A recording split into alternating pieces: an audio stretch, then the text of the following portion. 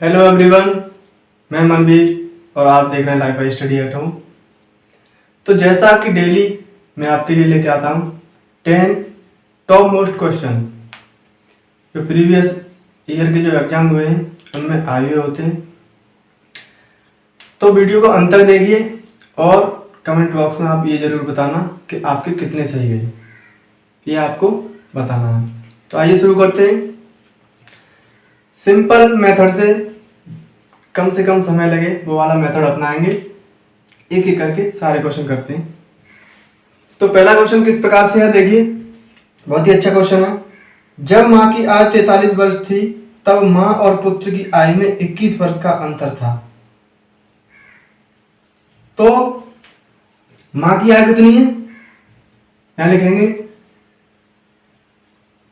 माँ और यहां लिखेंगे पुत्र। जब माँ की आयु 43 वर्ष थी तब माँ और पुत्र की आयु में 21 वर्ष का अंतर था। तो माँ अगर 43 वर्ष की है और माँ और पुत्र में 21 वर्ष का अंतर है तो पुत्र कितने वर्ष का हुआ होगा? 43 में से 21 घटाएंगे, कितने बचेंगे? 22। कहने का मतलब जब माँ 43 वर्ष की थी तब पुत्र 22 वर्ष का था। आगे क्या बोला गया? यदि पिता माँ से 3 वर्ष बड़े हैं, पिता को भी लिख लीजिए यहाँ पर, कितने बड़े हैं? 3 वर्ष। किससे? माँ से। तो ये हो गए 46 वर्ष के। आगे बोला गया जब पिता की आयु 50 वर्ष होगी तब पिता और पुत्र की आयु में कितना अंतर होगा? जब पिता की आयु 50 वर्ष हो जाए तब पिता और पुत्र में कितना अंतर होगा? तो मुझे ये बताइए, अभी पिता और पुत्र में कितना अंतर है? ये 22 साल के हैं, ये 46 साल के हैं। कितना अंतर है? 24 वर्ष का। 22 दूनी 44 और 2 46। कितना अंतर है? 24 वर्ष का। तो मुझे ये बताइए, पिता चाहे 50 वर्ष के हो जाए चाहे 100 वर्ष के हो जाए, अंतर तो यही चलेगा। जो अंतर अभी है वो अंतर 50 साल बाद होगा, 100 साल बाद भी होगा। तो पिता और पुत्र की आयु में अंतर कितना है? 24 वर्ष का। आंसर यही होगा। अगर 50 साल के करने पिता तो इसमें कितना जोड़ेंगे आप? 4 साल, तभी तो ये 50 होगा। तो 4 साल इसमें भी तो जुड़ेगा, अंतर तो सेम वही रहेगा। आंसर हो गया 24 वर्ष। समझ में आया? नेक्स्ट क्वेश्चन करते हैं बिना देरी के।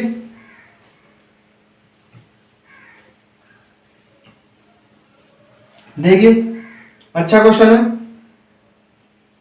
ए और बी प्रत्येक ने 25,000 रुपए के निवेश से एक व्यापार शुरू किया। ए और बी प्रत्येक ने 25,000 रुपए के निवेश से एक व्यापार शुरू किया। 5 महीनों बाद बी व्यापार से हट जाता है और 25,000 रुपए निवेश के साथ सी व्यापार से जुड़ जाता है। वर्ष के अंत में 24,000 रुपए का लाभ होता है। सी का हिस्सा ज्ञात कीजिए। इसमें कौन कौन है? एक ए है और एक बी है। तो प्रत्येक ने 25,000, ए ने भी और बी ने भी। तो ए ने कितने लगाए होंगे? 25,000 रुपए और बी ने भी 25,000 रुपए लगाए हैं, लेकिन 5 महीनों बाद बी व्यापार से हट जाता है। इसने लगा दिए, इसका कोई टाइम नहीं दिया। बी क्या हुआ? 5 महीनों बाद व्यापार से हट गया और सी आ गया इसकी जगह पे। तो इसने 25,000 कितने महीने के लिए लगाए? 5 महीने बाद हटाया, तो 5 महीने तो इसने काम किया होगा, 5 महीने तक तो किया होगा। इसके बाद सी आ जाता है और वो भी 25,000 रुपए लगा के इसमें जुड़ जाता है। तो 5 महीने इसने किया, तो वर्ष में 12 महीने होते हैं, तो इसका 7 महीने हुआ होगा। और ये तो शुरू से एंड तक रहा है, तो इसका कितने वर्ष हुआ, कितने महीने हुआ? 12 महीने तक। पूछा क्या गया है इसमें? वर्ष के अंत में 24,000 रुपए का लाभ होता है। सी का हिस्सा ज्ञात कीजिए। तो आप मुझे ये बताइए, जितने का आपने निवेश किया होगा, कहने का मतलब जिस अनुपात में ए बी और सी का अनुपात होगा निवेश का, जो रुपए आपने लगाया है व्यापार में, उसी रेशियो में ही तो तुम्हें लाभ मिलेगा। अगर आपने रेशियो, अगर ए ने ज्यादा रुपया लगाया है तो उसका लाभ भी ज्यादा होगा। अगर बी का ए से कम है तो बी का लाभ भी कम मिलेगा। तो हम इनका क्या निकालते हैं? अनुपात, इसने किस अनुपात में पैसे लगाए थे व्यापार में, और उसी अनुपात को हम लाभ के बराबर रखेंगे, वहां से सी का हिस्सा ज्ञात करेंगे। तो देखो ये तो बराबर है, अनुपात निकालेंगे तो ये तो कैंसिल ही होने वाले हैं, तीनों का अनुपात निकालेंगे तो इनका जो रेशियो आएगा वो 12:5:7। यही तो है, इन्होंने जो व्यापार में पैसा लगाया वो 12:5:7 के अनुपात में लगाया, तो इनको जो लाभ मिलेगा वो 12:5:7 के अनुपात में ही मिलेगा। तो इसका योग बराबर, उधर कितना लाभ हुआ, 24,000 का, कितने रुपए का लाभ हुआ, 24,000 का। यहां से एक यूनिट की वैल्यू निकालेंगे, 12:12 24 बराबर 24,000, और एक यूनिट की वैल्यू यहां से निकलेगी 1,000। पूछा सी का हिस्सा, सी का रेशियो में अनुपात कितना है, अनुपात में वैल्यू कितनी है, 7 है, तो एक यूनिट की वैल्यू 1,000, तो 7 यूनिट की वैल्यू 7,000। तो सी को जो हिस्सा मिला होगा वो कितना मिला होगा, 7,000 रुपए का। समझ में आ गया। इन्होंने रुपए लगाए पहले ए और बी ने 25,000 ए ने लगा दिए, लेकिन बी 5 महीने बाद हट गया, तो 5 महीने तक इसमें पैसा लगा रहा, तो इसमें जो लाभ होगा उसको 5 महीने के हिसाब से ही मिलेगा 25,000 का। ऐसे ही इसके बाद सी आया, तो सी 5 महीने, इसने 5 महीना काम कर लिया, इसके बाद ये हट गया, तब सी आया, तो इसके लिए 7 महीने लगा रहा होगा ये। अब इनका जब रेशियो निकालेंगे तो जो चीज समान होती है तो कट जाएगी, 12:5:7 के अनुपात में इनका हो गया ये, तो इसी अनुपात में इन्हें लाभ मिलेगा। यहाँ से एक यूनिट की वैल्यू 1,000 और सी का हिस्सा पूछा था तो 7 बराबर 7 है। समझ में आ गया। नेक्स्ट क्वेश्चन करते हैं। देखिए नेक्स्ट क्वेश्चन क्या है, इनलेट पाइप पी किसी टैंक को 7 घंटे में भर सकता है, जबकि आउटलेट पाइप क्यू 6 घंटे में पूरी तरह से भरे हुए टैंक को खाली कर सकता है। पाइप टंकी का क्वेश्चन है, देखो करते हैं।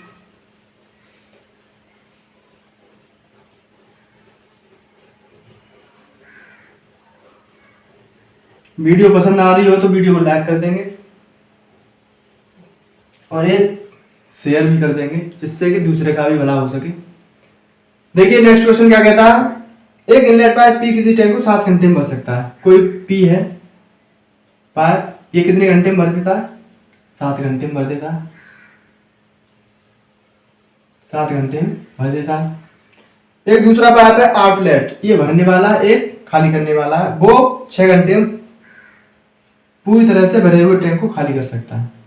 क्या है दूसरा पाइप क्यू, ये क्या करता है, 6 घंटे में इसे खाली कर देता है, मतलब ये खाली करता है और ये भरता है। आगे बोला गया यदि केवल पी को 3 घंटे के लिए खोला जाता है और उसके बाद क्यू को भी खोल दिया जाता है, तो टैंक को खाली करने के लिए कितने घंटे की आवश्यकता होगी। तो क्या करते हैं, सबसे पहले तो इनका लासा ले लीजिए, 7 और 6 का लासा 42। यहां से पी की और क्यू की एफिशिएंसी निकालेंगे, ये होगी 6 और ये होगी 7, लेकिन ये किसकी होगी, माइनस की। क्यों होगी, क्योंकि ये भर रहा है, ये खाली कर रहा है। यहां तक समझ में आया। बोला गया है पी को 3 घंटे के लिए खोला जाता है, तो 1 घंटे में 6 भरता है, तो 3 घंटे में कितना भरेगा, कौन, पी 18 भर देगा। देन उसके बाद क्यू को भी खोल दिया जाता है, लेकिन पी को बंद नहीं किया, पी तो चल रहा है। जब टंकी 3 घंटे में पी भर रहा है कितनी, 18, अब क्या किया, पी चल रहा है और क्यू को भी खोल दिया। अगर पी और क्यू दोनों चलेंगे तो क्या टंकी भरी जा रही है, खाली हो रही है, देखो 6 तो -1 आ रहा है यहाँ से। अगर दोनों पाइप चलेंगे तो टंकी भरी कहाँ आ रही है, खाली होगी फिर तो। अच्छा खाली कितनी होगी, जितना टंकी में पानी होगा या जो कुछ भी है, तो टंकी भरी कितनी हुई है, कितनी भरी है, 18 ही तो भरी है, तो खाली कितनी होगी, यही खाली होगी जितनी भरी है। तो -1 की रफ्तार से 18 टंकी खाली करने में कितना टाइम लगेगा, 18 घंटे ही लगेगा। पूरी टंकी की बात ही नहीं हो रही है। टंकी भरी कितनी है? 18। तो खाली भी कितनी होगी? 18 ही होगी।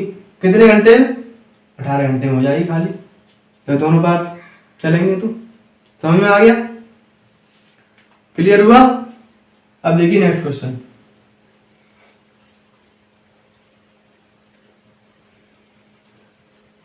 नेक्स्ट क्वेश्चन है आपका, अच्छा है।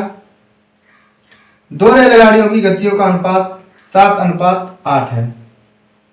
कोई दो रेलगाड़ी है, मान लो एक ए है और दूसरी बी है। मैं मान लेता हूं कि कोई एक दो रेलगाड़ी, एक ए है एक बी है। उनकी जो गतियों में अनुपात है वो 7:8 है।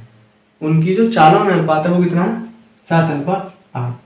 आगे बोला गया या दूसरी रेलगाड़ी 5 घंटे में 400 किलोमीटर तय कर दी है, तो बताएं पहली रेलगाड़ी की गति कितनी है? सिंपल है बिल्कुल।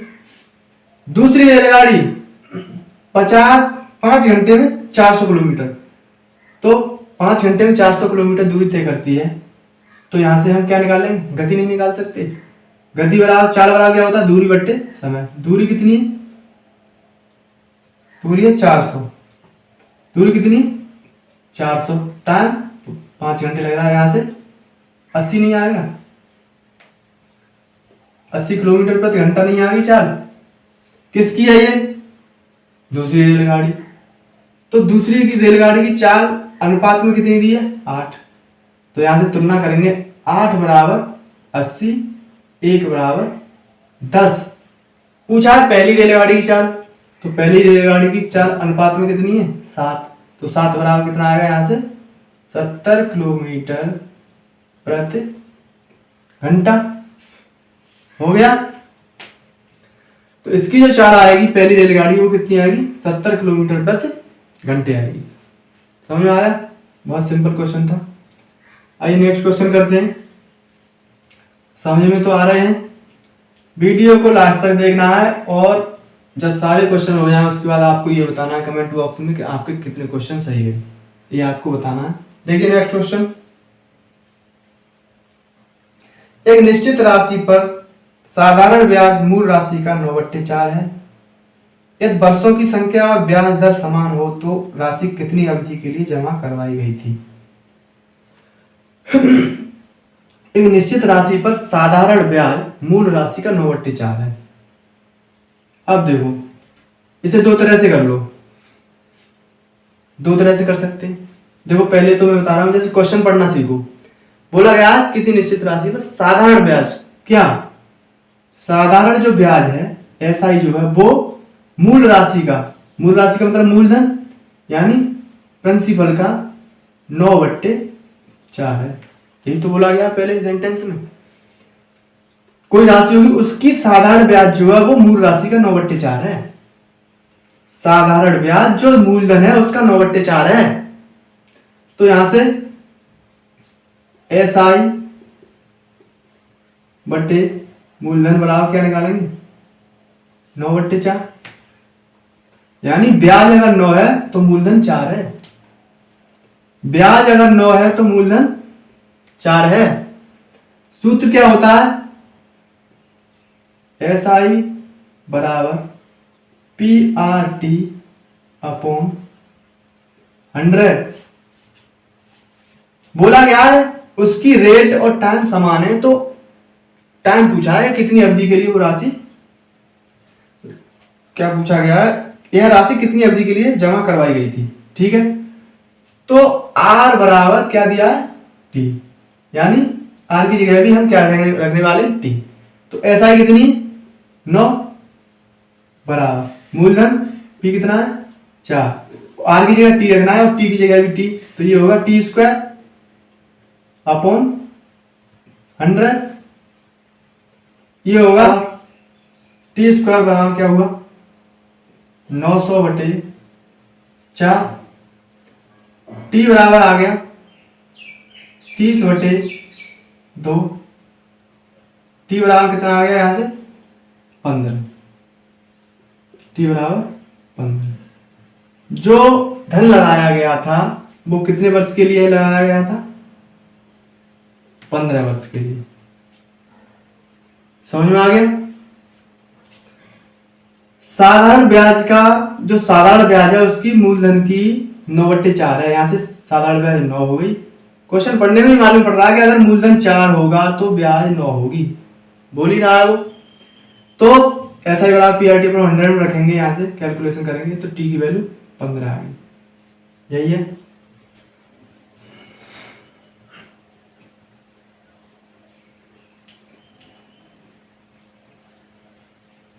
नेक्स्ट क्वेश्चन देखेंगे, देखिए क्या है।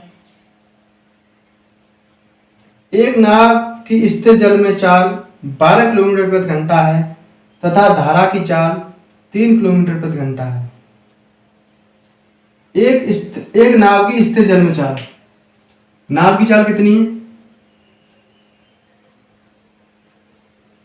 नाव की चाल कितनी है? और धारा की चाल,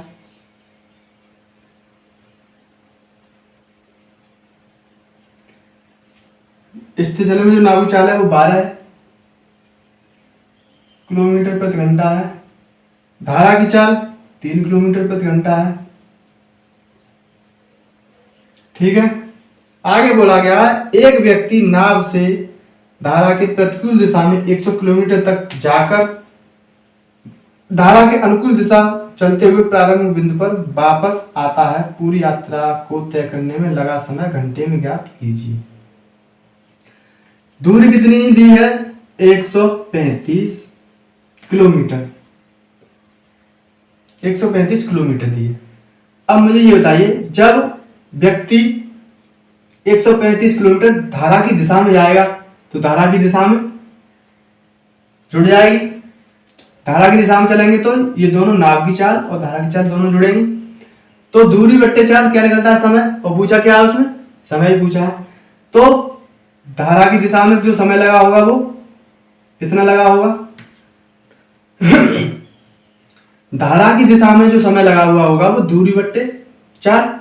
दूरी 135 और चाल कितनी? 12 और 3 15। ये तो हो गया धारा की दिशा में। धारा के विपरीत दिशा में समय कितना लगा होगा? दूरी बट्टे धारा के प्रतिकूल दिशा में जो इसकी चाल है कितनी होगी? 12 - 3 9। ये है धारा की दिशा में समय। समय बराबर क्या होता है? दूरी बट्टे चाल। ये धारा के प्रतिकूल दिशा में जो समय लगा है, समय दूरी बट्टे चाल। धारा के प्रतिकूल दिशा में चाल कितनी थी? 12 में से 3 घटा दिए 9। इनको सॉल्व कर लो। 15 से 9 बार, और ये 9 से कितनी बार कटेगा? 15 बार। तो 15 और 9 24 घंटे लगेंगे। धारा की दिशा में जाना है और धारा के प्रतिकूल फिर आना है। इतना काम करने में उसे जो समय लगा वो कितना लगा? 24 घंटे। क्लियर हुआ? सिंपल क्वेश्चन था बिल्कुल। ये तो सब जानते हैं कि धारा की दिशा में जा रहे हैं तो चालें जुड़ जाती हैं, धारा की भी और नाव की भी। और धारा के अगर प्रतिकूल जा रहे हैं तो चालें घट जाती हैं। ठीक है। टाइम कितना लगा? 24 घंटे। देखिए नेक्स्ट क्वेश्चन क्या है। मजा आ रहा है तो सेशन को लाइक कर देंगे। देखिए नेक्स्ट क्वेश्चन क्या है। एक निश्चित समचतुर्भुज की प्रत्येक भुजा की माप 20 सेंटीमीटर है। समचतुर्भुज है, उसकी प्रत्येक भुजा की माप कितनी? 20 सेंटीमीटर। समचतुर्भुज जानते हैं जिसकी चारों भुजाएं समान हो, लेकिन कोनों पर जो उसका कोण बनेगा वो 90 अंश का नहीं होता है समचतुर्भुज में। तो ये सब समान है। ये भी 20, ये 20, ये 20 और ये भी 20। इसमें एक प्रॉपर्टी होती है, क्या होती है? ये जो इसके विकर्ण है ये समद्विभाजित करते हैं। ये और ये बराबर होंगे, दो भागों में डिवाइड हो जाते हैं, और ये बराबर होंगे। और यहां पर जो ये काट रहे होंगे वो 90 डिग्री के कोण पे काट रहे होंगे। ये इसकी प्रॉपर्टी होती है समचतुर्भुज की। क्या बोला गया क्वेश्चन में? इसका विकर्ण 24 है। अगर मान लिया हमने ये पूरा 24 है, कौन सा? ये वाला, तो ये 12 होगा और ये भी 12 होगा। अब कोई सा इसमें से एक उठा लीजिए। क्षेत्रफल पूछा है। अगर मान लो ये एक समकोण त्रिभुज हो गया इतना। ये देखो यहाँ 90 पे काट रहा है, तो ये समकोण त्रिभुज हो गया। तो ये क्या है, इसका कर्ण होगा, क्योंकि देखो यहाँ पे 90 डिग्री कोण बन रहा है, ये लंब, ये आधार, ये कर्ण।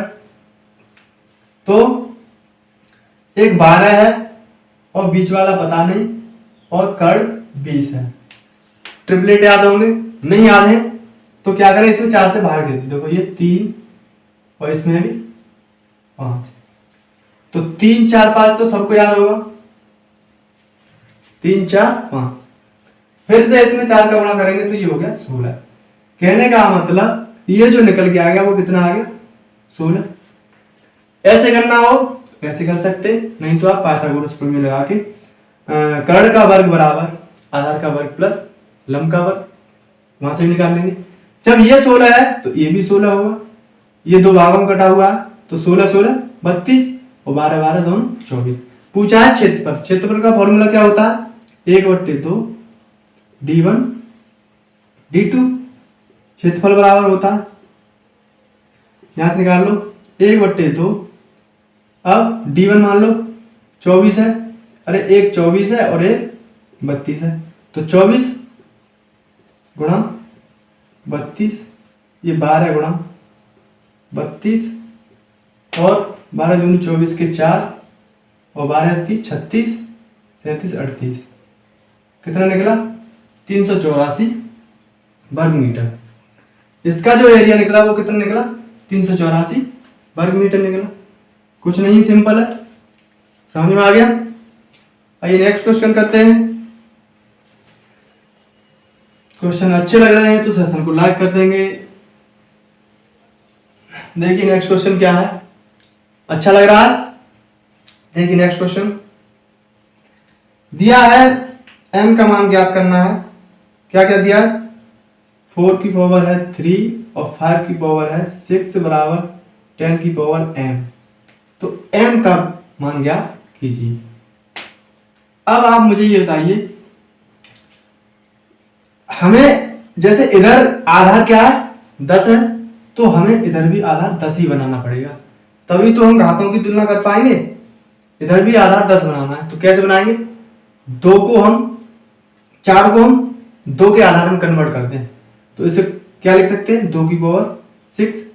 कैसे लिखेंगे, ये हो गया 2 की पावर 2 और ऊपर 3 पहले से लगा था, तो 2 की पावर 6 हो गया।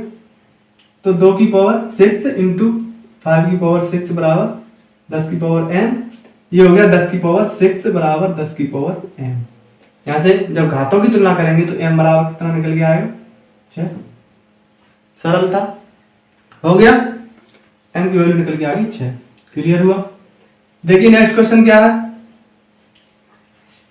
नेक्स्ट क्वेश्चन है, यदि cos थीटा बराबर m/n तो tan थीटा का मान ज्ञात कीजिए।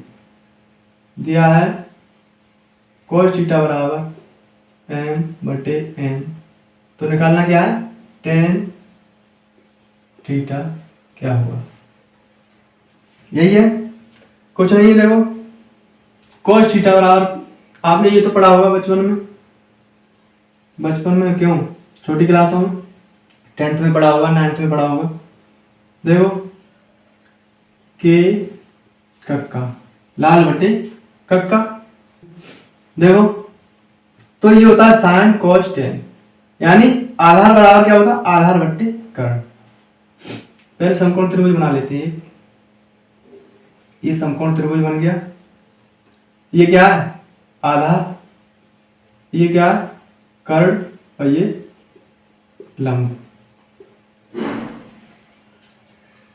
तो आधार क्या दिया है, आधार बट्टे कर्ण, ये आधार बटे कर्ण, आधार है m और कर्ण क्या है n। तो जब कर्ण दिया है आधार दिया है तो यहां से हम लंब निकाल सकते हैं पाइथागोरस प्रमेय से। कर्ण का वर्ग बराबर क्या होता है, आधार का वर्ग प्लस लंब का वर्ग, तो यहां से निकल के आ जाएगा हमारा लंब n square minus m square. कहां से निकला, कर्ण का वर्ग बराबर आधार का वर्ग प्लस इसे आप कुछ भी मान लो लंब है तो लंब का वर्ग, यहाँ से इस बराबर निकालेंगे तो ये इधर आएगा, तो n square minus m square बराबर लंब का स्क्वायर। जब वर्ग हटाएंगे तो ये इस पे क्या लग जाएगा, रूट लग जाएगा। वही किया है मैंने। टेन थीटा की वैल्यू निकाल दो। टेन थीटा बराबर क्या होता है, लंब बट्टे आधार। लंब क्या है, ये है, आधार क्या है, ये है। तो टेन थीटा बराबर n square minus m square upon m। हो गया, समझ में आ गया।